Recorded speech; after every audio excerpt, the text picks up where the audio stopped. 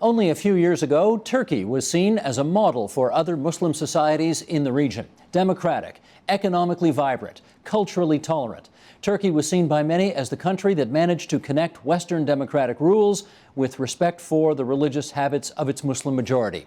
Is this still the case? Let's explore the relationship between domestic politics and the geopolitical role Turkey is playing today by welcoming, in Boston, Massachusetts, Berna Turan. She is professor of sociology and international affairs at Northeastern University. In Bethlehem, Pennsylvania, via Skype, Henri Barkey, professor in Lehigh University's Department of International Relations. And with us here in studio, Feyza Baban, professor of International Development Studies and Political Studies at Peterborough's Trent University. Good to have everybody on the program tonight for this discussion. And Professor Barkey, let me start with you. As I suggested in the intro, a few years ago, Turkey was everybody's favorite country in the way it managed to kind of blend these two competing interests. One doesn't hear that kind of praise much anymore. What's happened? Well, look, a number of things happened. One is, I think the government in Turkey, especially President Erdogan now, has become or is perceived as being too power-hungry, too insistent on changing the political system in Turkey to create a presidential system that will make him the most important and the central character. And there's kind of a reaction to that. Secondly, the Arab Spring emerged, and in the Arab Spring, Turkey initially played its cards well, then changed its mind, and then again started to play its cards well. But the Arab Spring turned out to be, not because of Turkey's fault, turned out to be a disaster for the region and disaster for Turkey as well. Turkey lost markets, Turkey lost influence. The new governments in the region have turned out to be very, very unstable. You saw President Morsi take over in Egypt, then get overthrown by the military. That is at odds with Turkey. So some of it is Turkey's fault. Some of it is the Turks did not manage to manage their relationship with, but also because the Turkish government has become increasingly authoritarian, increasingly unwilling to listen to dissenting viewpoints. And this insistence on changing the political system has made people a little bit wary of Turkey. Let me follow up with Professor Turan on that. You know, of course, that the president wants to, constitutionally speaking, acquire more power for himself going forward. Do we have any idea what he wants to do with that added power? Well, he's trying to increase his powers just not within the nation, but regionally and internationally. And for a long time, actually, since he came to power for the second time, since 2007, he's been working on increasing his powers by changing institutions, changing law, passing bills overnight. And he has, as Professor Barkey explained, he has turned out to be a very authoritarian leader. There are a lot of violations of human rights, political and civil and individual rights in Turkey. And if he can actually convince his voters to vote for a presidential system, he aspires to change the system entirely. And that is going to give him a lot of power to control different parts of the state, not just society, not just people, but also the state. Yes, I agree with the dark picture here. Professor Baban, we're going to bring a picture up, speaking of pictures, and this is the new presidential palace in Ankara. If you look at the monitor over your shoulder there, you'll see it. 1,000 rooms. What does this say to you about President Erdogan? Well, yes, that palace actually is quite interesting because it is an ostentatious building, and I actually had the chance to see the actual place, in physical place, when I was in Ankara. And it looks much more grotesque than it actually looks on picture. And now it's an interesting thing because Erdogan always portrayed himself as one of the downtrodden and marginalized and poor, and he was the champion of that. But now, building a palace like that is rather interesting, and living in a palace like that, because we don't know the exact cost of the palace, but the one estimate is around $1 billion. The Association of Ankara Architects, they actually raise it all the way up to $2 billion. But I think there is a symbolism to that palace. Which is what? And the symbolism is that the Erdogan, since 2011 election, is giving a very clear message that, and using the terminology of New Turkey, and the New Turkey is that, with symbols that is influenced by the Turkish history, the Turkish traditions, as the Turkish Republic, secular republic, cut its ties with its history too sharply. Erdogan claims to restore those traditions. So this palace is a mishmash of architectural styles. There's a bit of an Ottoman style there. There's a bit of a Selçuklu, the older Turkish empire.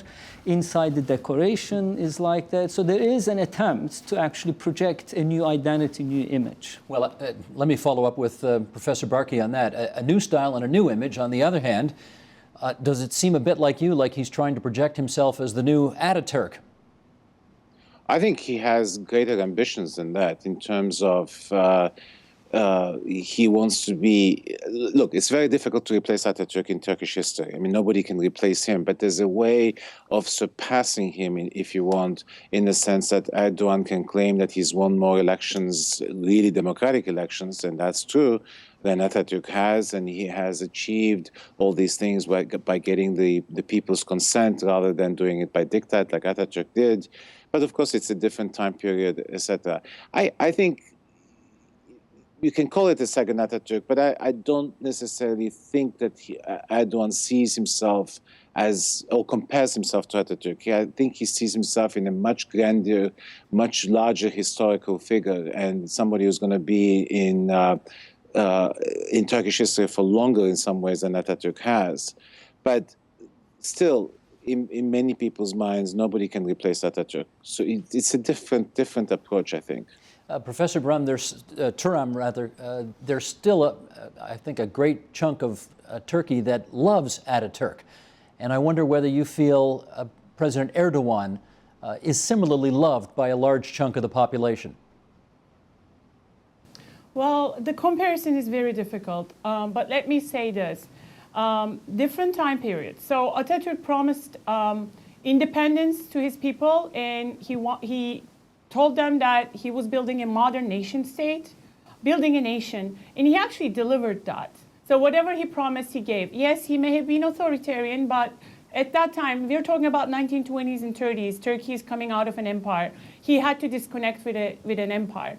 So when Erdogan mobilized people to vote for him, he did a good campaign, and he actually promised a better democracy, because Turkey was already an institutional democracy with some problems and weaknesses.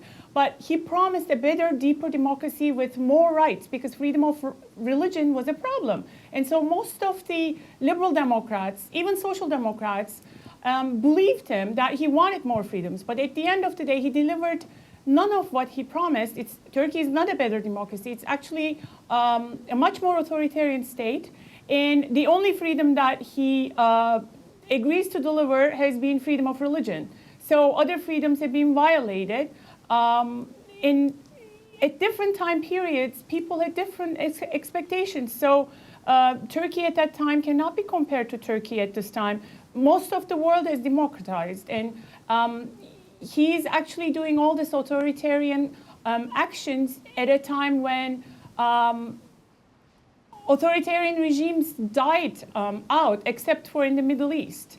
And the other issue is that although Ataturk was very authoritarian, it was a dictatorship in a sense. He didn't like this agreement, but his inheritance was different. He made sure that Turkey, he was forward-looking. He made sure that Turkey was going to turn out to be a democracy, whereas in Erdogan's case, we don't see this forward-looking attitude.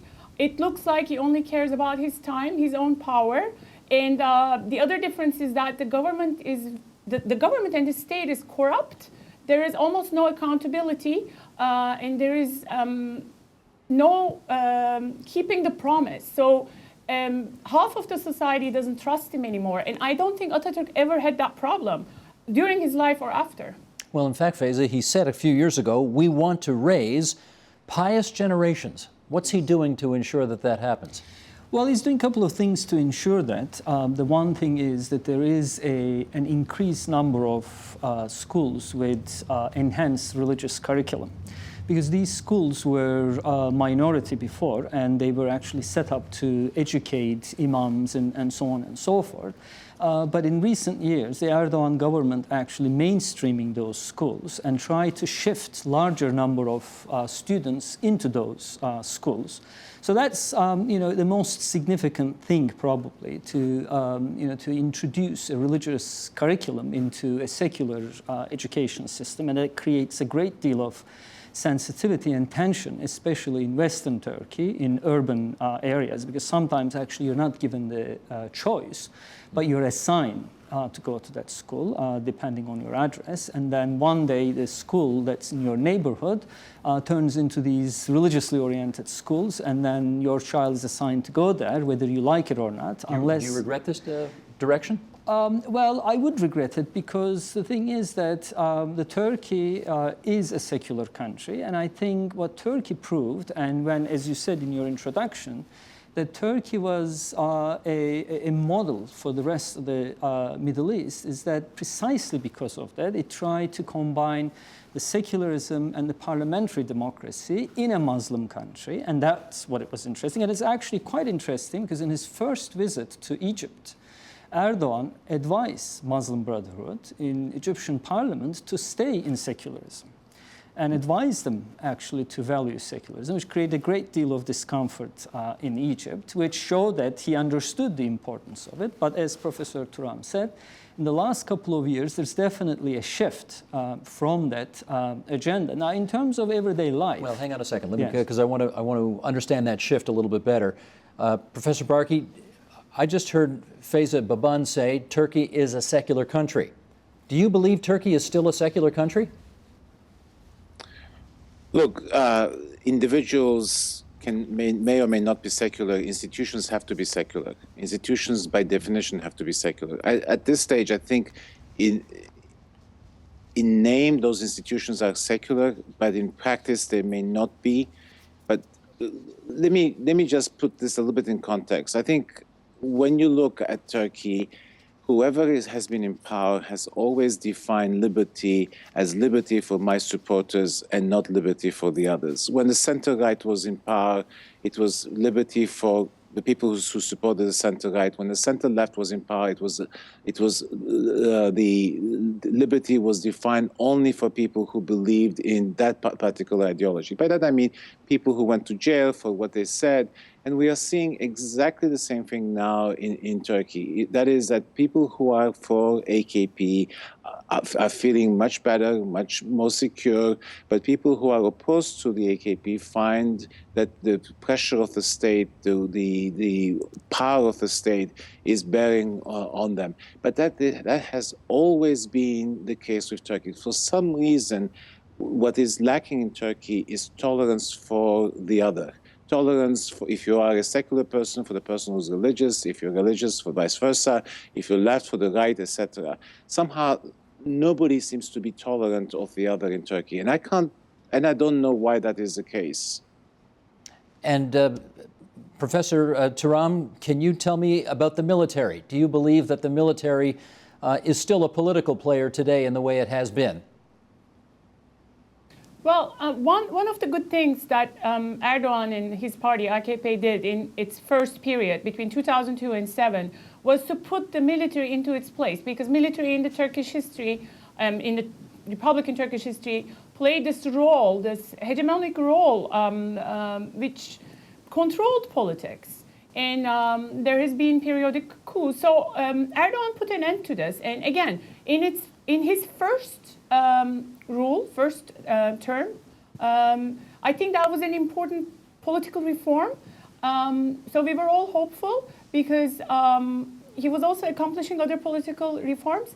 And then what happened at the end was, as you may know, with the Ergenekon and Balyoz cases, he, with some other allies in the Muslim sectors of society, attacked the military, and the military, some of the high officials have been fairly or unfairly accused. Initially it was alleged, and then at the end they were actually really punished for lifelong and 16 years of imprisonment, etc. And everybody in scholarship, to my knowledge, agrees that there has been an abuse of methods. The witnesses were not listened, etc. So the military was put into its place. Yes, the first act was good, but then I think what happened was it was silenced in order to empower Erdogan and his party. So in a way, I see this as a replacement of hegemonic authority over politics. Military was silenced, and Erdogan took on that power. There's an institutional continuity here in disrespecting game rules of democracy. What the military was doing in different ways, now Erdogan and his party, AKP and government, is doing. Professor Baban, there's an election coming up in a couple of months, and I wonder if you could just sort of briefly outline who the main players are and how competitive a race you think it will be. Well, it looks like it is going to be a competitive race, and for several reasons. The one, of course, is that Erdogan turned this election into a referendum for presidency.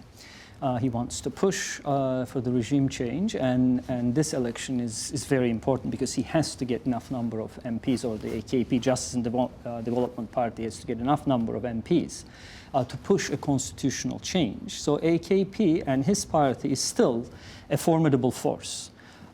Even though the recent public opinion surveys indicating that the support is going down, but it seems that at this point they'll still be able to win the elections and form a majority government. And then the second party, of course, the following is the People's Republican Party, and that's the Social Democratic Party.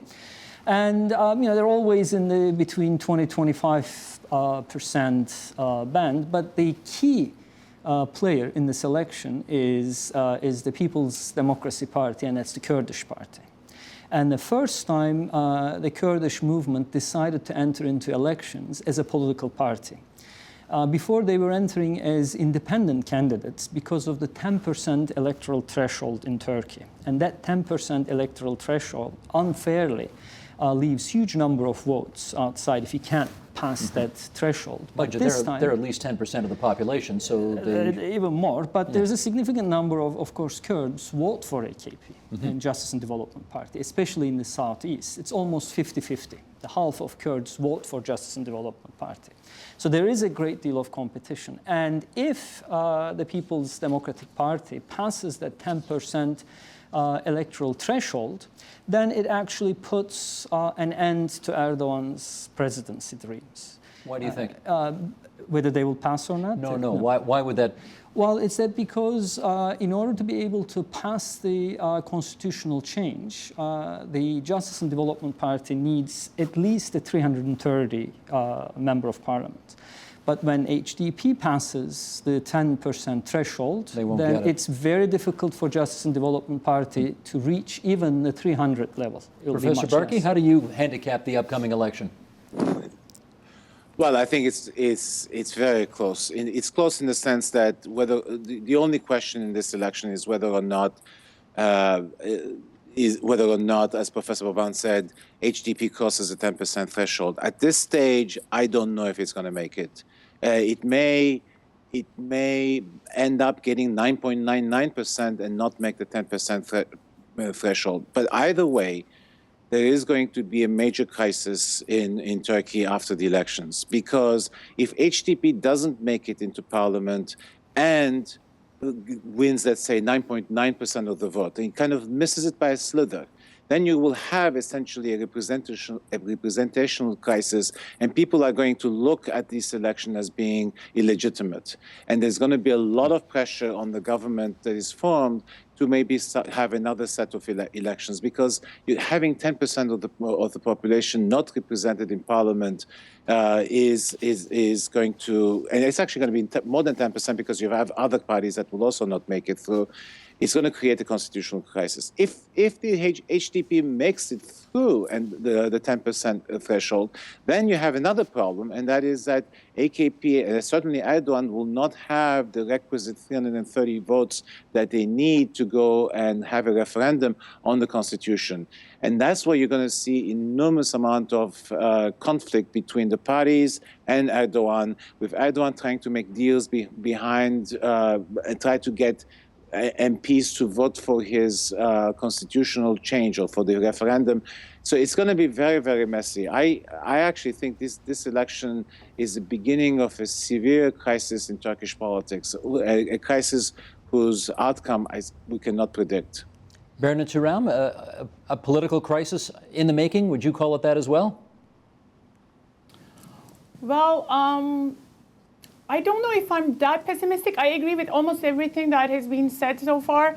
I think the one good thing that could come out of this is that AKP is so used for not having any contestation, negotiation, disagreement in the parliament. They have been controlling the discourse. And of course, the other opposition, the secular opposition party, CHP, the People's Republican Party, they have been really weak in opposition because they have never experienced this role. The Kemalists of Turkey always thought that they owned the state. It was their monopoly, so they never experienced or exercised citizenship or political participation or power sharing. So AKP never had a real opposition in the parliament. If HDP makes it to the parliament, at least for the first time, we will see some disagreement. Yes, it may be.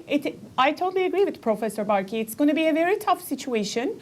Probably there will be a crisis, but at least a democracy deserves some disagreement in the department and in the parliament. Some contestation, and these things need to be exercised and learned.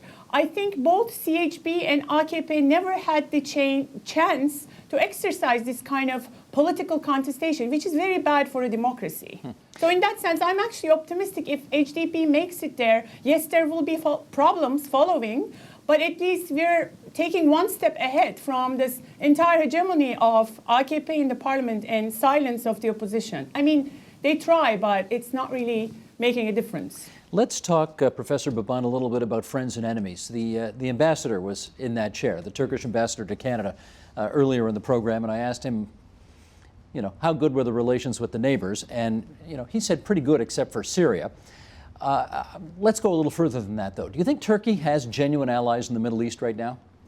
Well, Turkey is very isolated in the Middle East right now. It hasn't started that way. Ahmet Davutoğlu, when he was the current prime minister, when he was the Minister of Foreign Affairs, he started with the foreign policy, what he called the zero problem with neighbors, which was very promising. And the idea was to restore the Turkish presence in the Middle East. And as you described in your opening, as the Turkey is an economic power, developing power, democratizing country, trying to join European Union, it had a lot of credit in the region. But as Professor Barki stated, after the Arab Spring, unfortunately things turned for worse. And first it started with Libya. Turkey was hesitant in responding to the Libyan situation. And then Syria, Turkey made a very firm commitment to getting rid of Assad, which became a personal almost issue for Erdogan, which ruled Turkey outside the Syrian equation to make Turkey a broker in there. The relationship with Israel, of course, is frozen at best, if it's not hostile. It used to be so good. It used to be very good. Now, I mean, the interesting thing, of course, is that on an official level, the relationship between Turkey and Israel is almost frozen, but the economic relationship is actually quite good, and the trade is continuing underneath. But officially, nevertheless, it's frozen. With Iraq, it's very cold, and particularly with the Shia groups in Iraq. The Turkey is not in books. And in Iran, and recently the Erdogan statement about Iran with respect to Yemen crisis created another problem point. So it is actually very hard to say that the Turkey has many allies in the Middle East. Professor Barki, does Turkey, in your view, have reason to fear Islamic State? Yes, of course it has reason to fear the Islamic State, because the Islamic State, first of all, is a very ambitious enterprise. It wants to create a new caliphate. It is very, very violent. But for Turkey, the biggest problem is it's not that the Islamic State can overtake Turkey. It's just that the Islamic State will bring enormous amount of uncertainty and violence to the region and into Turkey as well. Today in Turkey, there is a significant infrastructure that the Islamic State has built. This is how they bring their people across from all over the world. This is how they bring ammunition, all kinds of equipment. You can cross the border almost at will from Turkey into Syria. So the Islamic State is a threat both in terms of what it can do to Iraq and Syria, but also what it can do within Turkey. And the Islamic State is not going to look at Turkey and say, oh, this is a Muslim country and therefore I'm not going to attack it. When the time comes, it will do whatever it feels it needs to do to get its point across or to get its ideas across. This is a very expansionary movement. The good news is that actually they're not in great shape, the Islamic State, and they are being pushed back. They're being pushed back in Syria. They're being pushed back in Iraq. It's still going to take a long time. We're talking maybe a year or a couple of years before the Islamic State is defeated. The problem, unfortunately, is that whatever takes over from Islamic State is going to be another organization that will create more havoc, because as long as Syria and Iraq are not settled and not resolved, Islamic State is going to, or its remnants or its replacements will continue to create havoc in the region and for Turkey as well. And notwithstanding that, Professor Baban, I noted a recent survey had 10% of Turks supporting ISIS. Yes. What do you make of that? Well, it's hard to make sense of that number, because since the 1980s, all public opinion surveys in Turkey indicate that there is roughly a 10% of population who has more radical Islamic tendencies, or maybe support, Sharia regime. But that doesn't change. So we don't know if that 10% is the one who sees and who looks at Islamic State in favorable terms, or in some cases that they have other, impulses, that, they're anti-Western, they don't like what happens in the Middle East, so therefore the Islamic State, looks like a defender of Islam. There are all sorts of different, I think, variables in that number. But I don't see in Turkey a significant support for Islamic State among the population, even though there are, I think, close to several hundred Turks went over and joined Islamic State, and that will be, as Professor Barki said, is going to be a potential problem, Turkey. But I don't see within Turkey, among the population, all of a sudden, a huge support for the Islamic State. Bernard Turan, let me follow up with this. Again, earlier in the program, we had the Turkish ambassador to Canada say he was still most anxious to have Turkey join the European Union. He hoped the feeling was mutual. What do you think Turkey should do on that? Well, I think Turkey did a lot on that. Again, I want to go back to the first term of Erdogan's rule, when everybody was hopeful. The two big Muslim groups in Turkey, the AKP's followers and the Gülen movement, were in full support of Turkey's membership in the EU. Everybody was on the same page. There was hope in the air. And people actually during that period worked together. There was no corruption yet. And we weren't seeing Erdogan's authoritarian faces, because there was a collaborative effort and a shared goal in Turkish society. Well, that came to an end, and I don't think Turkey could do much about it, because I myself conduct research in Europe among Turkish diaspora and Muslim diaspora, and Europe still is a Christian club, and it's becoming increasingly anti-immigrant, and I don't think we can disagree about Islamophobia on the rise. So it's very clear that Europe doesn't want another 80 million Muslims walking in its cities and streets. And actually, some of the major political leaders are openly, bluntly admitting that they don't want immigrants. So what can Turkey do? I don't think Turkey can do much on its own, as long as EU is so determined to remain as a Christian club. United States is very aware of the strategic position of Turkey as a buffer zone between messy Middle East politics and Europe and the West.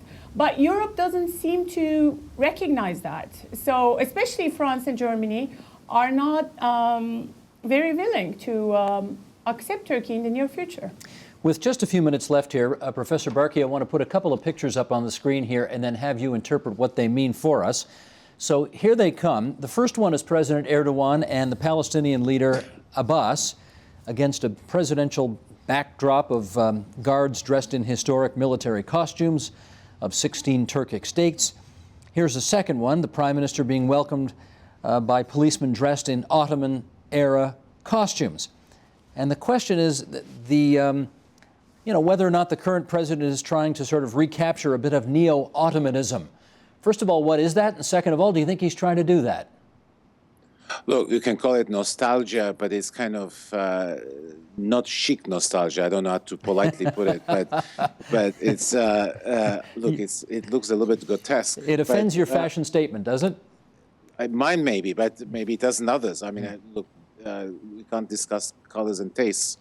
That said, but clearly this is an attempt at building kind of an aura, in different power base, a different identity, and in a way, I don't even know if I would call it neo-Ottoman, because many of those symbols that you saw, especially of the Turkic state, some of which, by the way, people argued never existed, but this is kind of a civilizational effort or a civilizational message that Erdogan is trying to send. And in many ways, he may be appealing to a segment of the Turkish population, but also in other ways, I think he's alienating both part of his own population and certainly others abroad, because it is always this kind of militaristic. It's all about rule. I mean, being the ruler of other places. And if you're trying to become a member of the European Union, this is exactly not the message you want to send.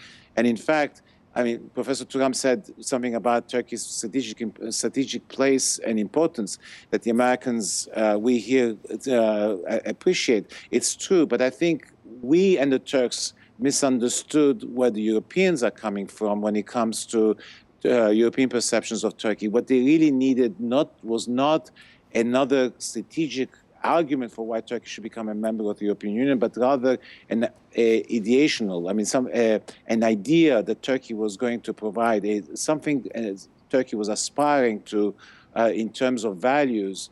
That should have been Turkey's argument. And I think both Turkey and the United States erred in terms of the message they were sending to Europe. Professor Baban, I got 30 seconds left. What card do you think Erdogan is playing with that kind of presentation? As Professor Barkey said, he's certainly appealing a certain segment of Turkish population, even though we find it grotesque. There are, I think, enough number of people in Turkey who find that representation quite flattering. They like it, the restoration of historical memory, the dignity, and so on and so forth. So in that sense, he is directly speaking to his base with that representation. But the rest of the EU is looking on and saying... Well, the rest of the EU is looking at, but also the rest of the Turkey is looking at too, because Turkey right now is a highly polarized country, and it's almost sort of divided in half. While the half of the country may find it, quite flattering, the other half is actually quite disturbed, and that's why when he had those images, the Twitter erupted with ridicule and making fun of those images also. And I thank the three of you for coming in and helping explain this schism in Turkish society to us so much better. Henri Barkey from the Department of International Relations at Lehigh University, thanks for being there for us from Bethlehem, Pennsylvania. Berna Turam, Sociology and International Affairs Prof at Northeastern University, thanks for being there for us from Boston. And Faizi Baban, International Development Studies and Political Studies Professor at Trent University in Peterborough. Great to have you aboard as well. Thank you. Support Ontario's public television. Donate at tvo.org.